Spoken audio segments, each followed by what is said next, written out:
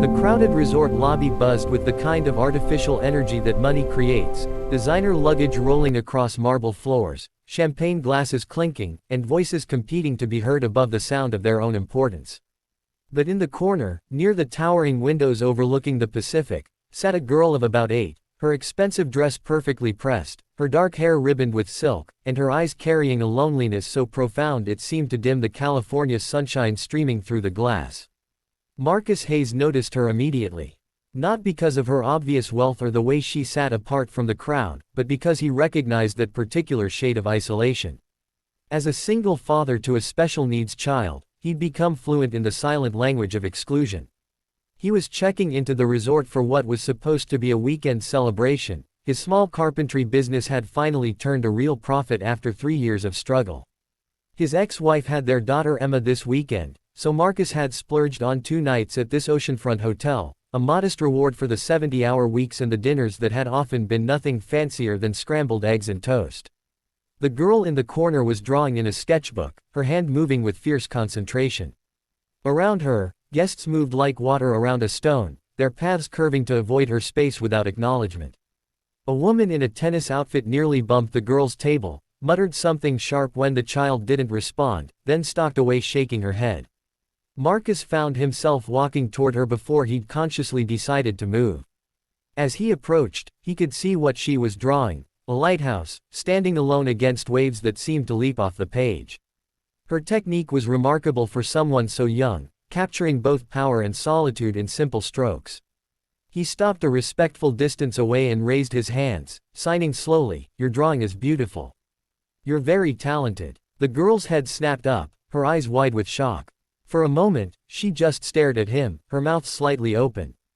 Then her face transformed, breaking into a smile so bright it seemed to reorganize her entire being.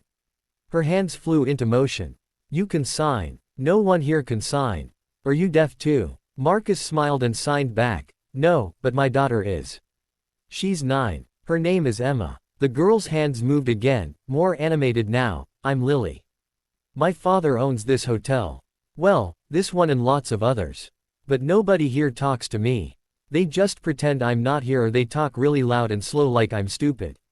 Marcus felt the familiar anger kindle in his chest, the same fire he'd learned to bank down every time someone treated Emma like she was less than whole. He pulled out a chair and signed, "May I sit with you?" Lily nodded enthusiastically, already pushing her sketchbook toward him to show him more drawings. For the next 20 minutes, they conversed in sign language, Lily's hands tumbling over themselves to tell him about her art, her private tutors, the golden retriever she had at home named Beethoven, because he was deaf too, and the crushing boredom of being dragged to her father's business events where she was expected to be seen but never heard. "My dad tries," she signed, her expression turning wistful. "But he works all the time. And everyone who works for him is scared to talk to me. I think they're worried they'll do it wrong." Marcus was about to respond when a man's voice cut through the lobby noise like a knife. "Lily. There you are. I've been looking everywhere." The man striding toward them was exactly what Marcus expected, tailored suit, Italian shoes, phone in one hand, stress etched into the lines around his eyes. This was Thomas Whitmore, whose face Marcus had seen on business magazines in grocery store checkout lines. Billionaire hotel magnate, philanthropist, and apparently, father to a lonely little girl. Whitmore pulled up short when he saw Marcus sitting with his daughter. His expression cycled through confusion, concern, and something harder to name. "I'm sorry, is there a problem here?" Whitmore's hand moved to his phone, his body language screaming security alert. Marcus stood slowly, raising his hands in a peaceful gesture, and then signed to Lily, "I think your father is worried I'm bothering you." Lily's hands flew in response, her face urgent as she turned to her father and began signing rapidly. Whitmore's expression shifted from protective to stunned. He clearly understood sign language, but seemed shocked that Marcus did. "Dad, this is my friend Marcus. He has a daughter who's deaf. We were talking about art and dogs and his daughter Emma who I want to meet." Whitmore's shoulders dropped, the tension draining out of him. When he spoke, his voice had lost its edge. "I'm sorry. I didn't mean to." He paused, then switched to sign language himself, directing it at Marcus. "Thank you for spending time with her. You have no idea what it means. Actually, Marcus signed and spoke simultaneously, I think I do. Over the next hour, the three of them talked. Whitmore ordered lunch for the table, waving away Marcus's protests about the cost. The billionaire's carefully maintained composure cracked as he spoke about his late wife, Lily's mother, who had been deaf herself. How she'd taught him sign language during their courtship. How she'd died in a car accident 3 years ago, leaving Whitmore to run a business empire while raising their daughter alone. I know I'm failing her, Whitmore said, his hands moving with a heaviness that matched his words. I bring her to these events thinking she should see how the business works, that she's part of this legacy. But I just end up in meetings while she sits alone. And my staff, they're terrified of offending her, so they avoid her entirely. They mean well, but meaning well isn't the same as doing well, Marcus signed, then immediately regretted his bluntness. But Whitmore nodded, something like relief crossing his face. Exactly. And I don't know how to fix it. Lily, who had been watching this exchange while methodically working through a plate of French fries, suddenly brightened. Her hands moved with purpose. Emma should come visit. Can she, Marcus? Can your daughter come to the beach with us tomorrow? Marcus hesitated. His weekend getaway was supposed to be solitary, a rare moment of quiet. But he looked at Lily's hopeful expression, at Whitmore's desperate gratitude, and thought about Emma spending the weekend with his ex-wife's new boyfriend, probably parked in front of a television.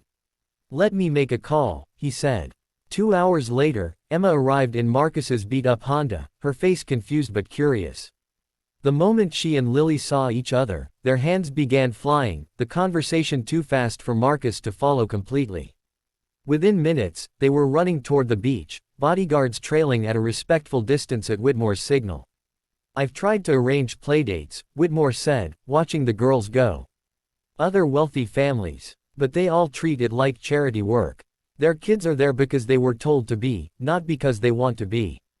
Emma doesn't have many friends either, Marcus admitted. Most kids don't have the patience to communicate with her. Or their parents don't. They sat in silence for a moment, two fathers from completely different worlds, united by the same fear that their daughters would grow up lonely.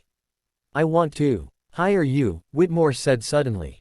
Marcus blinked. I'm a carpenter. I don't think. Not for business. I want to hire you to teach my staff sign language. And to consult on how to make my hotels more accessible, more welcoming to deaf guests. Real accessibility, not just compliance with regulations. Whitmore's expression was intense. You saw what I didn't, that my daughter was being ignored in my own hotel. You knew how to reach her. I need people like you around me.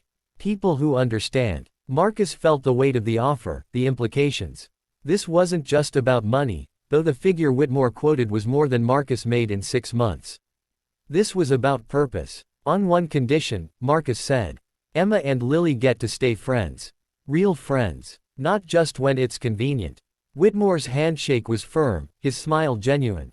Deal. As the sun set over the Pacific, the two girls returned, sandy and laughing, their hands dancing with stories of hermit crabs and tide pools. They were still signing animatedly as they demolished a plate of cookies, neither one alone anymore. Marcus watched his daughter, really watched her, and saw something he hadn't seen in months, pure joy. Not the careful happiness she showed him to avoid worrying him, but the unrestrained delight of a child who'd found someone who understood her completely. Sometimes kindness is just seeing someone. Really seeing them. Not looking past them or at them, but truly with them. Marcus had simply done what felt right, offering connection to a lonely child. He couldn't have known it would change everything, for Lily, for Emma, for himself. But that's the thing about humanity. The smallest gestures, the simplest acknowledgments, can ripple outward in ways we never imagine. All it takes is noticing. All it takes is caring enough to say hello. Even if you have to say it with your hands.